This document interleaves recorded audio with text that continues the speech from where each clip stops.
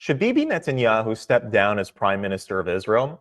This is a question that a student asked Ben Shapiro because of all of the protests that have been going on against Bibi in Israel over the past few months. Take a look at his answer. But before we watch that clip, you could hit that subscribe button over there in the corner. We'd really appreciate it. This week in Israel, they reported that like 76% of Israelis thought that Netanyahu should step down. And I'm curious, because Israel doesn't have a figurehead like Zelensky to rally around, is Netanyahu doing more harm than good? As far as Netanyahu, the reason that Israelis are very anti-Netanyahu is that Israelis actually are reacting the way that I would hope that Americans reacted to bad presidents, which is when a president fails, they get very angry at it. So this is the single greatest security failure in Israeli history. And so even a lot of people who voted for Netanyahu in Israel are now very anti-Netanyahu. Now, the way that it works in Israel is because they have a coalition government, they actually have to have a vote of no confidence, and then a majority has to vote Netanyahu out. That's not going to happen right now. But whenever people on the left or in the media start talking about the right-wing Netanyahu government,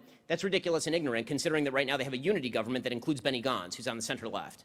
Right? The fact is that Israel has come together in incredible ways in the after. It reminds me of 9/11 in the United States. Like, people came together for a hot second here. I think it's going to last a lot longer there, because the truth is that as devastating as 9/11 was for the United States, Israel's a much, much smaller country. And so in terms of sort of the feeling of insecurity, they're also surrounded on every border by people who don't like them very much. And so I think that the future of the state of Israel is going to be a lot more unified. But yeah, I mean, Netanyahu is going to take a serious political hit at some point in the future. What about, like, internationally? I mean, internationally, I think people are looking for an excuse to be putting pressure on Israel, because the easiest solution is always weapons down, everybody calm down, a few Jews got killed, but whatever, we don't want this thing to escalate. The reality is, what is in the best interest of pretty much everybody, except for the Iranians, is for Hamas to be destroyed completely and utterly. That's in the best interest of the Europeans. It's in the...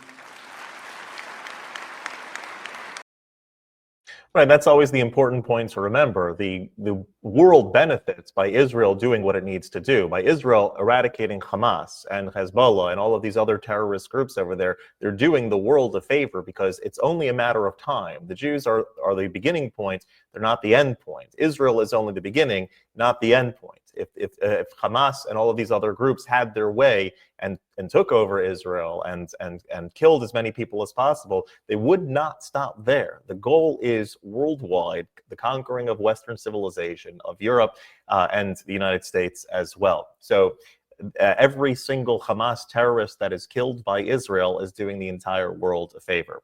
If you like this content overall, hit that subscribe button over there in the corner. We'd love to stay in touch.